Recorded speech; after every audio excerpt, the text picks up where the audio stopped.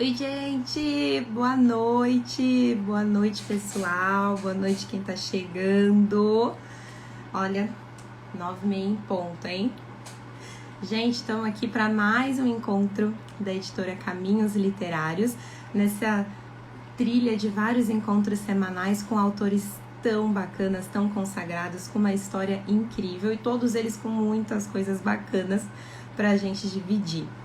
Antes de qualquer coisa, eu quero dividir com vocês o propósito da editora Caminhos Literários, que tem como propósito unir o leitor ao autor. Isso é tão raro, gente. Quantas vezes a gente quer saber um pouco mais das nuances, das inspirações, das motivações que as pessoas escrevem e a gente não tem acesso a isso. Então hoje a gente vai ter um convidado muito especial. Eu vou até já autorizar ele aqui para ele participar com a gente. Um pouquinho sobre ele. Bom, nesses encontros que a gente tem tido aqui toda semana, trouxemos vários autores. Hoje a gente vai trazer o autor Jefferson Tenório. Semana passada tivemos outros encontros, teremos outros na semana que vem, mas eu não vou dar spoiler sobre isso. Gente, é um prazer estar aqui com você. E um aviso importante: todos os encontros, gente, ficarão aqui gravados no feed e no site da editora. Então, vocês podem acompanhar depois, quem não conseguir acompanhar tudo agora. Qualquer dúvida que vocês tiverem, a equipe vai conseguir responder vocês por mensagem, inclusive por e-mail, no contato@editoracaminhosliterários.com.br. Eu sou a Carla, estou aqui hoje para conduzir essa entrevista. É uma honra fazer parte desse projeto, um agradecimento super especial à editora Caminhos Literários. E vou apresentar o nosso entrevistado dessa noite, o Jefferson Tenório, onde a gente pode encontrá-lo em muitos lugares, viu? Em muitas bibliotecas, no Rio de Janeiro, no Rio Grande do Sul, em muitas entrevistas, em lives, em salas de aula. E hoje a gente está encontrando ele aqui, mas ele está diretamente falando de Boston. Jefferson, me conta um pouco o que é que você está fazendo aí. Olá, boa noite. Me ouve bem, Carla? Me ouço sim, você está me ouvindo bem? Tô te ouvindo, sim. Bom, que prazer estar aqui. Obrigado pelo convite. Tivemos aí um pouco de atraso. Semana passada mudou o fuso horário aqui nos Estados Unidos. E antes era 1 hora, né? E agora são 2 horas de fuso horário. Mas ainda bem que deu certo, né? Estamos aqui. E eu estou aqui, na verdade eu estou próximo de Boston, né? Eu estou numa cidade chamada Providence. É, Estou como professor visitante, né, numa universidade na Brown University e estou dando um curso aqui de teoria literária, especificamente sobre literaturas luso-africanas, né? Então, esse é o motivo de eu estar aqui. Caramba, que experiência incrível, hein? Gostei. Jefferson, quero fazer uma primeira pergunta, inclusive vou trazer aqui um pouco de contextualização para o pessoal, para quem está chegando pela primeira vez ao nosso encontro. Eu acho que é super importante a gente contextualizar, trazer todo mundo para perto, colocar todo mundo na mesma página. Eu sei que tem um marco muito importante na sua história, que a gente, inclusive, ousa dizer que, não, que haveriam antes e depois, se não fosse a implantação dos sistemas de cotas nas universidades. E eu fico muito curiosa para saber o quanto isso impactou na sua vida. Queria saber um pouco da sua história, como que foi esse início, o contato com a universidade, a preparação para estar nela, onde que começou tudo isso? O Jefferson lá do passado, mas que com certeza ainda está muito aqui no presente. Eu dei uma entrevista recentemente, né, falando sobre a importância das cotas raciais na minha formação, assim como muitas experiências negras com a universidade. A minha também não foi muito fácil, foi difícil conseguir primeiro pagar uma universidade particular, que foi onde eu comecei, no Rio Grande do Sul, e depois também por dificuldades financeiras eu acabei trancando esse curso e comecei então a pensar numa universidade pública, e assim eu não precisaria mais pagar. E então eu entrei numa universidade federal no Rio Grande do Sul, na URGS, e no curso de bacharelado em literaturas e língua portuguesa, mas com o bacharelado eu não poderia trabalhar como professor, e era tudo que eu queria, né, trabalhar como professor, e aí então eu decidi entrar também na luta pelo direito das cotas raciais, pela implementação das cotas raciais, isso no ano de 2007, né, 2006, 2007, foi quando as políticas públicas começaram a ser implementadas. E então eu ocupei a reitoria, né, participei de debates, né, até que em 2008 o sistema de cotas foi implementado na URGS, e foi então que eu fiz então o vestibular, e aí consegui trocar de curso, e aí passei então para a licenciatura, e foi onde eu me encontrei, né? Mas isso depois de 8 anos na graduação, né? Então foram mais 2 anos até 2010, quando eu me formei, e acabei me tornando também o primeiro cotista negro a me formar na Universidade Federal, né, do Rio Grande do Sul. E como que é ter toda essa trajetória, Jefferson? Se você pudesse trazer aqui uma frase para inspirar as pessoas, o que você pode me dizer? Eu não sei muito bem assim o que dizer, porque ao mesmo tempo eu sei que hoje eu também tenho uma responsabilidade social, porque os meus livros têm chegado nas pessoas, né? Eu sei que as coisas que eu digo também têm uma certa influência, mas eu acredito que eu acho que pensar na coletividade ela é sempre muito importante, né? Ou seja, nós não conseguimos mudar as coisas sozinhos ou individualmente.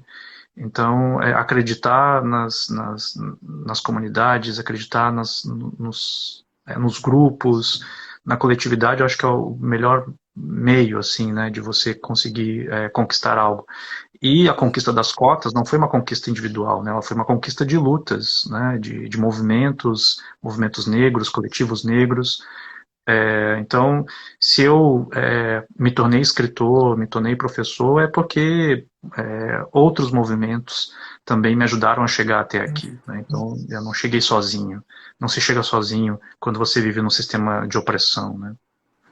Sem dúvida. E é uma conquista, né, Jefferson? Eu acho que quando a gente pensa em coletividade, muitas vezes a gente vem com vários estigmas da infância, da não coletividade ou da dificuldade em dividir as nossas conquistas. E quando a gente pensa no quão longe a gente consegue chegar, isso faz toda a diferença. Muitas coisas a gente vai desconstruindo ao longo dessa jornada, né?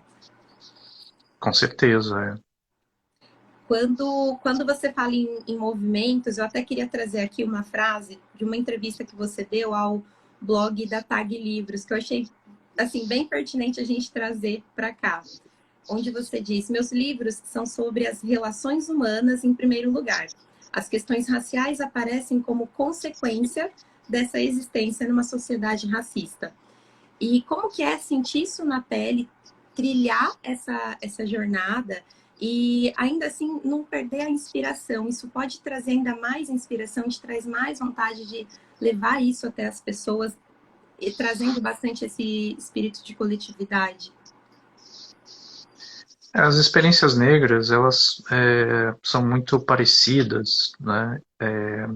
Porque elas são marcadas por esse processo de racialização dos corpos, né?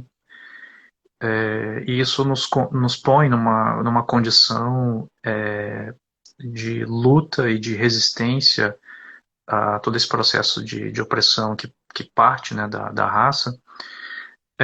Mas, ao mesmo tempo, eu tenho uma preocupação estética e literária, e então eu acabo colocando, quando eu faço ficção, né, acabo colocando primeiro essas relações existenciais, né, essas relações familiares, né, que me parece que são anteriores, né, às questões raciais.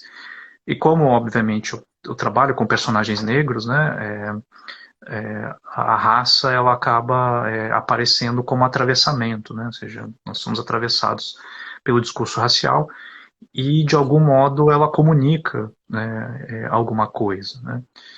E eu acho que as experiências negras também elas são tão marcadas pela violência, pela brutalidade, que eu acho que a melhor maneira que eu encontrei de fazer literatura foi pela delicadeza, né? Então, por mais que os meus personagens sejam personagens que sofram, né, é preciso também preservar esse momento da subjetividade, da delicadeza, né, porque é isso que nos torna humanos, né, e nos preserva, né, preserva a nossa humanidade, né. Sim, sem dúvida. Eu queria, inclusive, trazer um pouquinho, se você puder falar para a gente, o seu segundo romance, o Estela Sem Deus, que foi lançado em 2018. Quando você falou dessa sensibilidade, você pode falar um pouco dele para a gente? O Estela Sem Deus, ele talvez tenha sido o meu projeto mais difícil, né, de realizar. Ele é um livro que foi publicado em 2013, não, desculpa, em 2018, e que agora ganha uma nova edição, né, pela Companhia das Letras, foi republicado, né, esse ano, com a orelha da Djamila Ribeiro, que eu vi que entrou aí também, querida, um abraço, e com a capa belíssima, né, com a obra do Antônio Obá, também, que fez a capa também do Avesta Pele, né. E ele é um livro que trata de uma busca, né? É uma busca de uma menina negra de 13 anos de idade e ela tem um sonho, né, um objetivo de se tornar uma filósofa. E ela vai enfrentar algumas barreiras, barreiras religiosas, barreiras sociais, de classe, né? E ela vai então adquirindo uma experiência e uma maturidade improvisada, porque ela tem pouca idade, e com essa maturidade improvisada ela vai dizendo não para essas barreiras que vão aparecendo na frente dela, né? Então o livro se chama Estela Sem Deus, mas na verdade é um livro Estela Sem Homens, né? Porque ela vai tentando driblar, digamos assim, essas pessoas, esses homens, né, que vão aparecendo no seu caminho e vão impedindo que ela consiga se tornar o que ela quer ser, né, que, digamos, seria essa filósofa. Então é um livro que eu gosto muito, é um livro que eu aprendi muito também escrevendo Estela Sem Deus, e talvez também tenha me preparado para o outro livro que foi o Avesso da Pele, né? Sim, não tenho dúvida. O processo criativo ele traz conhecimento para você, para o leitor, e ao final disso, acho que é uma soma, né, de toda a bagagem que você vem trazendo ao longo da vida, ao longo do seu processo. E a gente aqui do outro lado, quando tem contato com essa literatura, a gente consegue sentir, ainda com sutileza, que você traz tudo isso de uma forma sutil, com leveza, mas a gente ainda assim sente a bagagem que vem, né? Não é uma coisa que você levanta e resolve escrever sobre isso de uma forma aleatória. Você consegue trazer e colocar isso no papel com uma leveza, conduzindo a gente para aquilo que você está querendo mostrar. Essa é uma admiração particular minha que eu achei que era importante trazer também. E uma dúvida, uma curiosidade. Como que é do Rio de Janeiro para Porto Alegre? Como é que foi essa mudança? O que você sentiu? O que você aprendeu ao longo desse tempo? Eu morei no Rio Grande do Sul durante 30 anos e depois dos 30 anos eu descobri que não é um bom lugar não para viver. Assim. Eu morei bastante tempo, assim, né? Porque o Rio Grande do Sul, ele é um lugar que é bastante hostil, né, para as pessoas negras. isso tem a ver também com o processo de colonização, né? Enfim, a gente tem um estado com muitas descendências ou ascendências europeias, né? Então você tem ali descendentes de italianos, alemães, né? Mas há também um processo de apagamento da contribuição negra para a construção desse Estado, né? E que também foi por via da escravidão, né? Mas também foi por outras vias, né? A construção desse Estado. E ele é um processo sistemático, né? Do apagamento da população negra. Há também um realocamento também geográfico, né? Ou seja, as pessoas negras foram sendo afastadas, né? Dos centros, principalmente do centro de Porto Alegre. E a saída do Rio de Janeiro, primeiro, uma diferença climática, né? Eu saí do Rio de Janeiro em junho de 1992, uma temperatura de 20 e poucos graus, e aí chego em Porto Alegre no inverno, 10 graus, né? Então já tem aí uma mudança térmica também. Uma mudança também no trato social, né? Por muito tempo eu achava natural que as pessoas me tratassem de modo diferente. E depois, ao longo do tempo, na adolescência, já entrando na vida adulta, é que eu comecei a entender que o tratamento diferenciado era porque eu era uma pessoa negra, né? Então, a consciência racial, ela se deu de modo um pouco mais traumático no sul do país, principalmente, né, na cidade de Porto Alegre, e não é à toa que o Avesso da Pele, né, ele é ambientado, né, em Porto Alegre.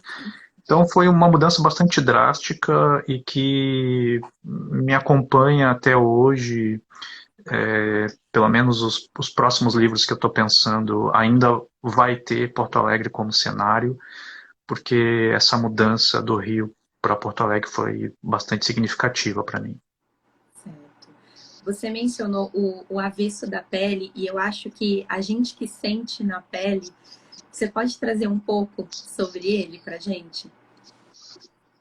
O Avesso da Pele, ele é um livro posterior, né, ao Estela Sem Deus, mas que eu já vinha pensando antes, né, do Estela, porque eu comecei a perceber que eu precisava de algum modo narrar primeiro essa experiência docente, né?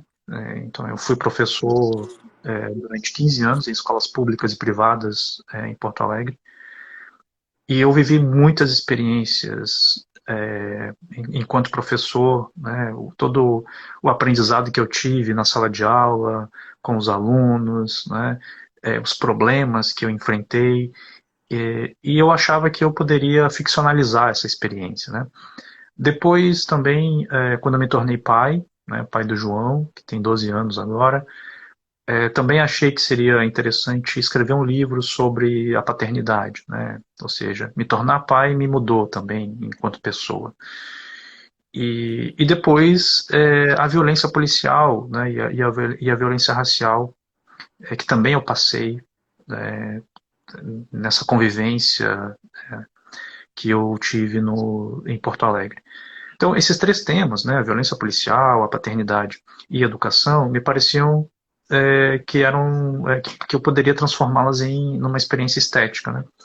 Mas não num livro só, né? Eu achei que isso aconteceria em livros diferentes, né? Mas aí quando eu comecei a escrever o Avesso da Pele, eu comecei a perceber que eu poderia escrever e abordar esses temas num livro só, né? E aí surge então o Avesso da Pele, que é um livro que conta a história de um professor de literatura negro. Ele tem 55 anos, ele está prestes a se aposentar, ele já não aguenta mais as aulas, ele está descontente, muito desanimado. Ele é um pouco melancólico também. E após ele dar uma aula sobre Dostoiévski, numa das turmas que ele tinha, ele sai da escola e ele é abordado pela polícia e é assassinado. Né? Isso já está na contracapa do livro, então não é spoiler aqui. E aí, então, quem vai contar a história dele é o Pedro, né? Que é o filho, ele tem 22 anos, é estudante de arquitetura, é alguém que tem acesso aos bens culturais, né? É... Ah, só um minutinho, porque está passando uma ambulância aqui agora. Tudo bem. Não sei se é ambulância ou se é bombeiro, às vezes são os dois juntos. Não sei se vocês estão escutando. Tô, tô sim.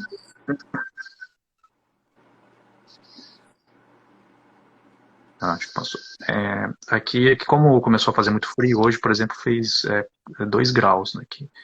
Então, as pessoas ligam os aquecedores e às vezes dá problema, né, com os aquecimentos das casas. Mas então, o Pedro, que é o filho, então, vai narrar a história desse pai e vai narrar desde o início do nascimento desse pai até a vida adulta e como ele lidava com a escola, é, com a escrita, a relação também com a própria com a mãe, né? Então é isso, é uma carta ao pai, digamos assim, uma carta afetuosa ao pai, né? E falando em afeto, a sua mãe te incentivou muito na preparação para a faculdade. O incentivo em ter uma outra vida, em melhorar o seu conhecimento, em alcançar seus sonhos, seus objetivos. E nessa jornada de incentivo, você passou pelo pré-vestibular no Superação, onde você conheceu o poeta Jorge Frois. Queria trazer um pouco sobre essa experiência no Superação, o que é o cursinho pré-vestibular Superação e como que foi o conhecer essa apresentação a esse poeta. Eu acho que, primeiro falando da minha mãe, né, acho que a minha mãe percebeu que eu precisava tomar um outro rumo, né, assim, na vida, né, porque na época quando ela disse que eu tinha que ir para a faculdade, né, era a época que eu trabalhava numa pizzaria à noite, né, assim como o personagem também do Avesso da Pele, e aí sofri uma abordagem super violenta, uma abordagem policial violenta. E aí foi então que a minha mãe me disse, olha, você precisa estudar, você precisa fazer alguma coisa da sua vida, né?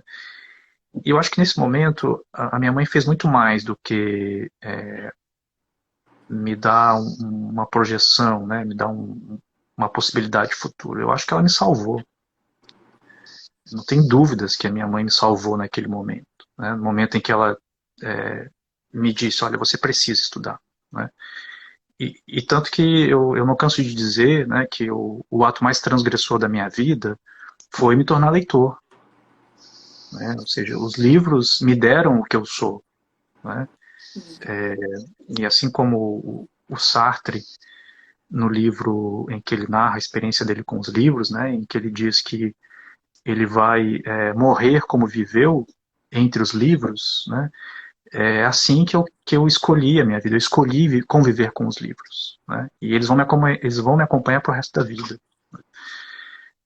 Mas todo esse entendimento que eu tenho hoje, ele tem a ver com esse encontro, né, que eu tive com o poeta Jorge Frois, né?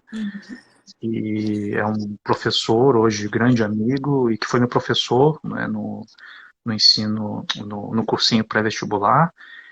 E o meu encontro com ele também foi um divisor de águas, né? Porque foi a primeira vez que eu vi um professor negro de literatura falando sobre Cervantes, sobre Homero, sobre Shakespeare, sobre James Joyce, mas também falando sobre os orixás, falando sobre Xangô, falando sobre Ogum. Eu achei aquilo tão incrível, né? E, e todos nós ali, pelo menos daquela turma, nós acabamos nos apaixonando pela literatura, né? Mesmo quem não queria fazer curso de letras, né, mas ouvir o Jorge Frois falando de literatura, né, era algo encantador, né? Então eu e mais 2 alunos, né, começamos a frequentar também a casa do Jorge, e a casa do Jorge era uma casa com mais de 8.000 livros, né? E foi ali que começou o meu letramento estético, né? Foi ali que eu comecei a entender que literatura era muito maior, era muito mais do que Iracema ou os outros livros do José de Alencar, né? Então eu me tornei leitor naquele apartamento de 45 metros quadrados com 8.000 livros, né? E aí então eu chego na universidade já com uma certa carga de leitura, né? E tem uma pergunta que eu queria te fazer. Você ministrou o curso Como Nascem os Romances, pela Companhia das Letras. Como que funciona, como que funcionou esse curso? Bom, o Como Nascem os Romances, na verdade, é um título provocação, né? Porque eu não sei como nascem os romances. E foi mais uma proposta de reflexão sobre a criação, né? Eu não ensinei ninguém a escrever, né? Não acho que eu consiga fazer isso também. E o que a gente fez foi discutir sobre alguns textos, né, de autores que falam sobre como criam os seus livros, né? Então a gente trabalhou com o Ricardo Piglia, né, os cadernos, os diários, né, que ele escreveu. Trabalhamos também com o Karl Ove Knausgaard, né, que escreveu aqueles 6 livros que alguns chamam de autoficção, né, ou seja, a Minha Luta. Trabalhamos também com a Helena Ferrante, com a Carolina Maria de Jesus, né. Então foram autores que refletem sobre a escrita, né? E a partir dessa reflexão eu também trouxe algumas reflexões minhas de como é o meu processo de criação, que é um processo talvez um pouco caótico, né? Mas eu tentei sistematizar assim para os alunos e eles também trouxeram a sua experiência com a escrita. Muitos deles já são escritores, já tinham um livro pronto ou estavam em processo de, né? Então a ideia é que eles também me enviassem os livros, os projetos de livros, e eu então fizesse uma leitura crítica a partir do que a gente discutiu no curso. Então foram 3 encontros de 2 horas e acho que o resultado foi muito bom, assim, né? Pelo menos os livros que eu tenho recebido são livros com uma qualidade muito boa. Perfeito. E tem uma coisa que eu quero muito saber, quero muito te perguntar, Jefferson, e com certeza tem mais pessoas aqui querendo saber. A gente vê hoje que tem grandes autores negros no país e que tem você como referência, mas que a gente também tem visto, não posso deixar de citar, outros grupos que até então considerados minoritários, mulheres, LGBTQI, que vêm ampliando a representação na sociedade. Eu queria a sua opinião sobre isso, sobre esse momento. Como que você vê esse momento na literatura? Realmente a gente vive num momento bastante especial, singular, diferente, se a gente for olhar para a história da literatura, né? É um momento de celebração, é um momento em que a gente deve, de fato, comemorar que esteja tendo essa visibilidade, né, dessas narrativas que por muito tempo foram silenciadas ou que não eram vistas como literatura. Mas, por outro lado, eu também tenho uma postura afropessimista, né, no sentido de prestar muito atenção nessas benesses da branquitude, né, ou seja, e não achar que isso é suficiente, né, porque mesmo que você esteja vendo a Conceição Evaristo, Itamar Vieira Júnior, né, Ana Maria Gonçalves, Paulo Lins, Cidinha da Silva, Eliane Alves Cruz, né, são todos esses escritores negros, mesmo que você, Paul Scott, né, todos esses autores ainda assim, se você vai olhar para a história da literatura, ainda é muito pouco, né? Porque a gente consegue encher as mãos, né, com 10 autores negros, mas se eu te perguntar quantos autores brancos você conhece, obviamente que vão faltar dedos, né, para a gente contar todos esses autores brancos, héteros, classe média, né, e assim por diante. Então, é um momento de celebração, claro que é, né, mas não podemos achar que as coisas estão resolvidas. Eu quero muito que novas gerações cheguem, que novos autores negros cheguem, porque a gente precisa naturalizar a presença de autores e autoras negras na história da literatura, né? Não pode mais ser uma exceção. Não podemos mais ser exceção, porque nós somos mais da metade da população brasileira. Então, é inconcebível que a gente tenha tão poucos autores negros ainda na nossa história, né? Sim, sem dúvida. E me fala uma coisa, Jefferson, como que é ganhar o prêmio Jabuti? O que você sentiu? Como que foi receber essa notícia? Como que foi viver essa experiência? Primeiro, assim, o susto, né, de você ser primeiro indicado, né? Então, eu recebi a indicação e fiquei entre os 10 indicados, né? E aí foi a primeira vez, porque eu sabia que o livro estava inscrito, né? Mas aí quando veio a indicação, né, foi a primeira vez que eu fui olhar, né, quem foram os vencedores do Jabuti. Né? E aí eu fui lá atrás, né? Daí fui ver que o Jorge Amado ganhou, Clarice Lispector ganhou, o Rubem Fonseca, enfim, vários escritores que eu admiro. E aí eu vi a gravidade que era isso, assim, né? Ou seja, você ganhar um prêmio desses autores que eu tanto admiro, né? E que fizeram parte também da minha formação enquanto leitor. Então eu já estava super satisfeito, assim, né? Poxa, eu já estou entre os 10, então eu já cheguei num lugar que para mim era inimaginável há pouco tempo atrás. E aí depois veio a, a indicação dos 5, né? E aí estavam também autores que eu admiro, um deles que é o José Faleiro, que é um amigo também.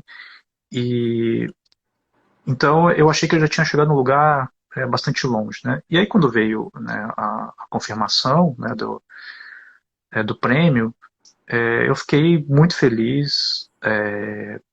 A minha família também ficou muito feliz, meus amigos, pessoas próximas estavam quase numa torcida organizada, assim, né, para que o Jabuti viesse para mim. E, enfim, eu comemorei bastante, fiquei muito feliz. Mas, ao mesmo tempo, tomei o cuidado para também não achar que, enfim, que está tudo resolvido e que eu não preciso mais escrever ou achar que eu cheguei no auge, né? Porque eu tenho um compromisso, em primeiro lugar, com o meu projeto literário, né? E o meu projeto literário não para no Avesso da Pele. Né? E eu nem acho que o Avesso da Pele é o livro mais importante que eu escrevi. E isso não tem nada a ver com falsa modéstia, não, não é isso, né? Mas eu acho que ainda há outros temas que devem ser abordados numa perspectiva ainda racializada, né? Uhum. Como, por exemplo, o amor, né? A gente ainda está acostumado a falar muito sobre a violência que esses corpos negros sofrem, né? Mas a gente pode também falar de outras coisas. Podemos falar também do amor, podemos falar da amizade, podemos falar também da formação intelectual, né, dessas pessoas negras. Então, eu acho que ainda há outros temas, né? E fico feliz que o Avestapelli tenha sido premiado, mas eu procurei não me abalar com isso para continuar o meu processo e o meu projeto literário. Né? Entendi. E vamos falar de mais um? Fala um pouco para mim sobre o Beijo na Parede. O Beijo na Parede ele é o meu primeiro romance, né? Ele é um romance ainda sem uma consciência estética, sem uma consciência técnica. É um livro ainda que eu acho que é um experimento, um laboratório de criação. Eu ainda estava em formação enquanto leitor, né, e também enquanto escritor, eu não sabia muito bem o que eu estava fazendo, né, e era um momento também muito difícil da minha vida, eu dava aula 40 horas, o único tempo que eu tinha para escrever era nas férias ou nos finais de semana, né, então é um livro também que me deu essa experiência, né, enquanto escritor, um escritor em formação. E não é por acaso também que eu demorei 5 anos para poder lançar o outro livro, né, o Estela Sem Deus. Porque talvez eu também estivesse nesse processo de amadurecimento, né? Então, o Beijo na Parede é a história de um menino de 10 anos que perde os pais precocemente, né? E ele vai encontrar uma família, digamos assim, desajustada na rua, e a partir então dessa relação com essa família, que ele vai então se desenvolver, né? É também um pouco um livro de aprendizagens, né? Um livro de formação, digamos assim, né? Sim. E ele contribuiu também para o prêmio do livro do ano na Associação Gaúcha de Escritores. Como que foi isso?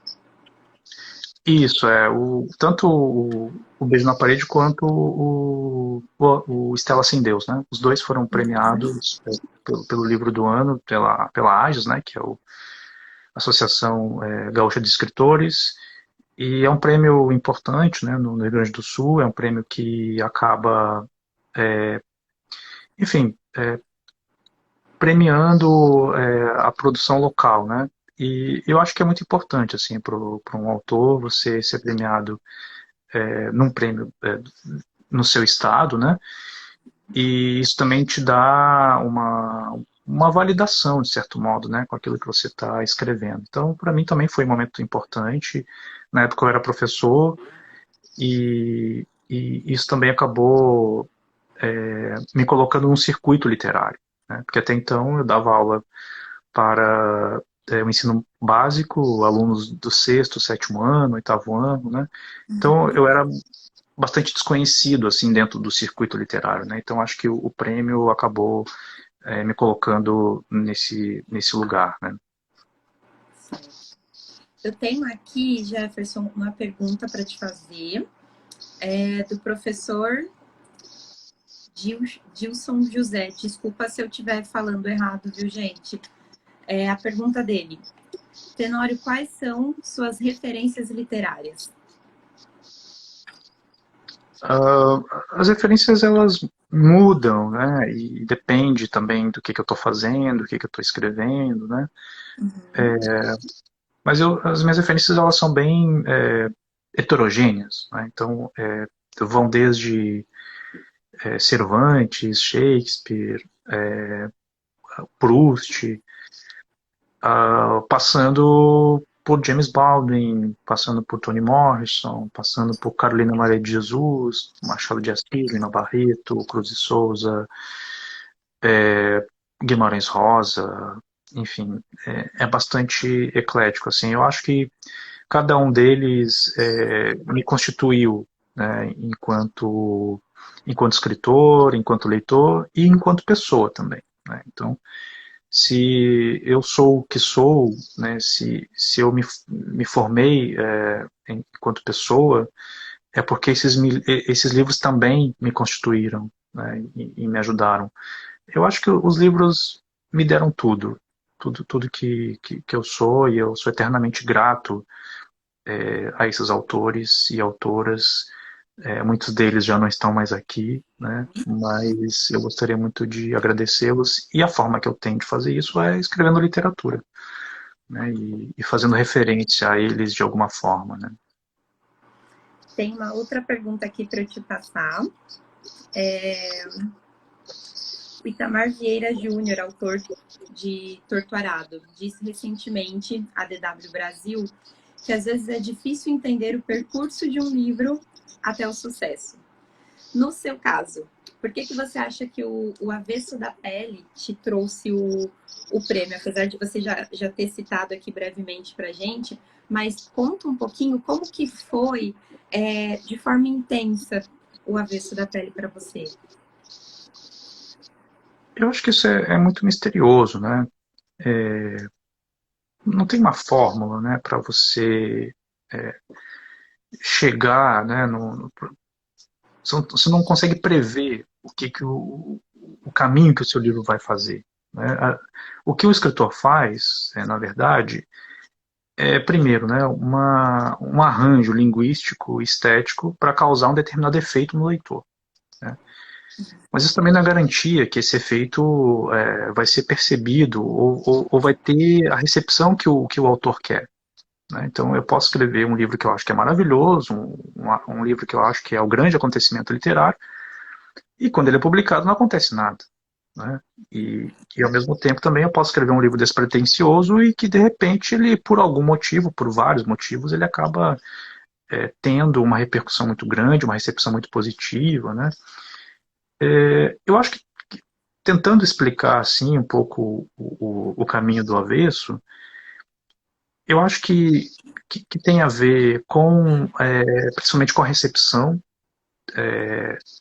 dos leitores que, de certo modo, estão um pouco esgotados de um tipo de narrativa, né? Uma narrativa branca, hétero, eurocêntrica, enfim, de classe média,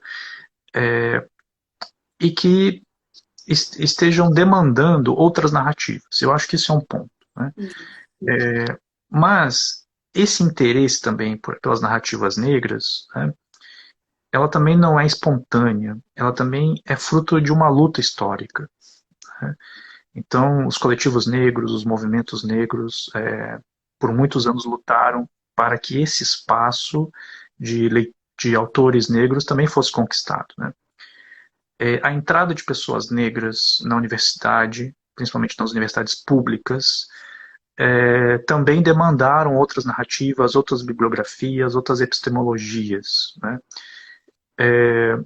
E, além disso, a partir de 2006, de 2016, né, com o golpe que nós tivemos, né, o golpe parlamentar no governo Dilma, a entrada do governo Michel Temer, e logo depois a entrada de um governo de extrema direita, né, o governo Bolsonaro, a gente teve também uma movimentação também de resistência, né, a esse modelo político de ultradireita. Então, eu penso que o Torturado, né, o livro da Conceição Evaristo, os livros da Conceição Evaristo e o Avestapelli, talvez eles também tenham entrado nesse projeto de resistência, né?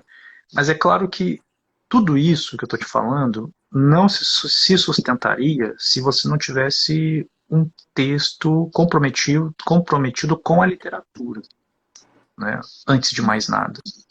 Então, são livros que esteticamente têm uma preocupação literária, né? E que são atravessados por essas questões raciais e de classe. Então, eu vejo que o contexto, né, em que o Avestapelli foi publicado, eu acho que também acaba favorecendo no sentido de, bom, temos um governo de extrema-direita e precisamos resistir a isso, né? E a literatura também é um modo de resistência, né? Num outro tempo, num outro nível, mas também é um modo de resistência, né? Então, para além da qualidade estética desses livros, eu acho que também há essa mobilização também por obras que se tornem uma voz, né, contra esse sistema de opressão, né? Eu tenho aqui duas perguntas para você. Uma é da. Gente, desculpa de novo se eu falar o nome errado aqui. Gizi Lima. A pergunta: como tem sido a experiência fazer e falar sobre literatura no exterior? Olha, tem sido uma experiência muito boa, muito diferente. Eu tenho tido acesso aqui a uma biblioteca que eles têm praticamente tudo, assim, sobre crítica, sobre a literatura brasileira. Você tem uma facilidade muito grande para conseguir os livros de outras universidades também. Ou seja, se o livro não tem na biblioteca, você consegue em outra, e de modo muito rápido, assim, né? E a experiência que eu estou tendo também como docente, como professor, né, com alunos americanos e brasileiros também, tem sido muito interessante. E também tenho circulado em outras universidades aqui também, né, falando sobre o meu livro ou falando sobre a literatura luso-africanas, que é o que eu sou especialista, né. E então tem sido uma experiência muito boa e certamente, talvez, em algum momento no futuro, eu vá escrever sobre essa experiência que eu estou tendo aqui. E também produzindo o novo romance, né? Então, estar aqui e também com esse contexto do Brasil, né? Eleição, Copa, são vários momentos também significativos, né? Também me colocou numa outra perspectiva, né? Essa perspectiva geográfica e cultural também me fez refletir sobre os caminhos que o meu livro, que o meu próximo livro está tomando. Então, acho que tem sido uma boa experiência e lá na frente a gente vai ver como é que vai ficar isso. E tem aqui outra pergunta da Jaci. Tem um texto seu que gostaria de ser tratado como negro. Posso compartilhar nas redes sociais? Achei ele muito reflexivo. Eu acho que ela está falando do último artigo, né, da Zero Hora. Pois é, eu recebi algumas mensagens nessa semana de pessoas pedindo permissão para pegar trechos, frases. Eu fico muito feliz assim que os que as palavras que eu produzi possam servir para mais reflexão. Então não vejo problemas. Claro que desde que os créditos sejam colocados lá, tá tudo certo, não tem problema não. Uma última pergunta também que eu recebi. Como você sente o racismo nos Estados Unidos? Então, eu acho que o lugar onde eu estou aqui, né, que é em Providence, no estado de Rhode Island, ele fica ao norte, né, dos Estados Unidos, né, muito próximo do Canadá. E aqui, essa universidade aqui, ela faz parte das 9 universidades mais prestigiadas aqui dos Estados Unidos. E essa aqui, particularmente, ela tem uma característica bastante progressista, né? Então, as pautas aqui são muito progressistas. Então, eu particularmente não senti nenhum tipo de discriminação aqui no lugar onde eu estou. Mas, quando eu vou para outros lugares, outros estados, né, eu percebo, assim, no modo de olhar, né? Então, eu estive em Utah, que fica no meio, né, dos Estados Unidos, mais para oeste dos Estados Unidos, uma cidade muito bonita, mas bastante inóspita, assim, no sentido que é no meio do deserto, né? Tive também em Boston, que é 1 hora daqui, também já é um outro tipo de. Então, aonde eu estou é uma bolha ideológica progressista, né? Então, o que os professores aqui me dizem é que os Estados Unidos não é isso aqui, né? Não é esse lugar em que você tem essa liberdade, né, para tratar de inúmeros assuntos, né? Mas, caminhando aqui pelo centro de Providence, há algumas semanas atrás, inclusive estava na companhia da Maria Homem, né, que é a psicanalista, e nós assistimos uma abordagem policial de um rapaz negro e tinha 7 carros de polícia, 7 carros, e todos com armas ostensivas, e o rapaz negro estava num carro segurando um café, assim. Ele estava do lado de fora, estava segurando um café e aparentemente parecia que não estava fazendo nada, né? Mas nos chamou a atenção essa virulência da polícia numa cidade que aparentemente é uma cidade pacata, né? Então é mais ou menos assim que eu tenho percebido, né, o racismo aqui. Entendi. E para a gente finalizar, eu queria que você deixasse uma mensagem para os leitores, para a gente, para a editora, para todo mundo que está assistindo. Uma mensagem para, especialmente sobre tudo que a gente tratou hoje, né, Jefferson?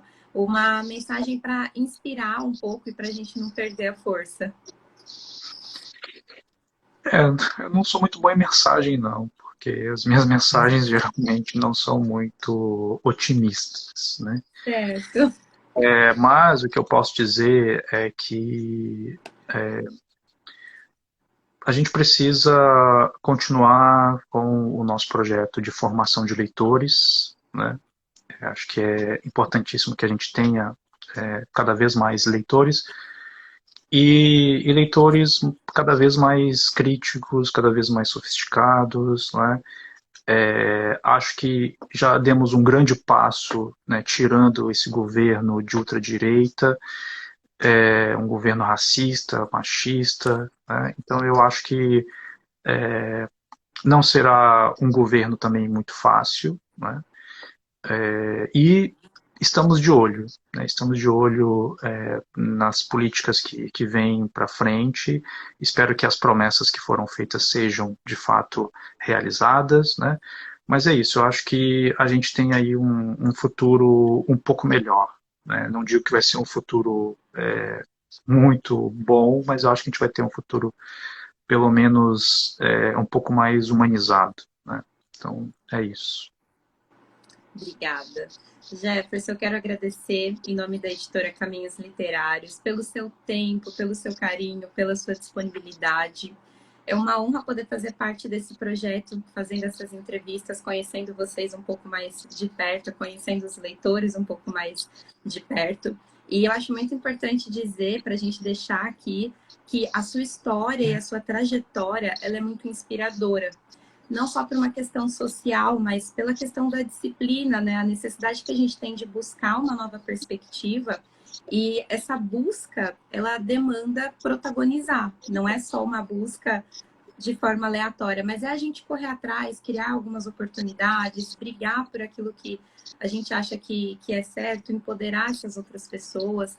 Então, eu quero agradecer muito. É muito inspirador, é muito gostoso estar aqui, dividir esse tempo com vocês. E com você, especialmente, que foi um dia corrido, a gente mudou o horário, mas eu fiquei feliz que deu certo. Então, eu quero agradecer muito. Obrigada mesmo. Obrigado e continue com o projeto, que é um projeto lindo, maravilhoso. Obrigado, até a próxima. Obrigada, Jefferson. Até a próxima. E semana que vem a gente continua com as entrevistas aqui, pessoal. Sigam a página para conseguir receber todas as atualizações, tanto de entrevistas quanto de eventos, as novidades, lançamentos de livros. Continuem seguindo. Eu vou encerrar por aqui. Quero agradecer todo mundo que participou, todos os comentários. Aquilo que a gente não conseguiu responder, pode enviar aqui por direct. A equipe vai entrar em contato, vai sanar todas as dúvidas. Obrigada pela oportunidade, pela editora, por vocês que estão aqui interagindo com a gente. Na semana que vem, estamos aqui com o Julian Fuchs. Vai ser muito gostoso, uma conversa muito bacana. E espero vocês semana que vem. Obrigadão, boa noite, bom descanso, um ótimo final de semana. Tchau, tchau.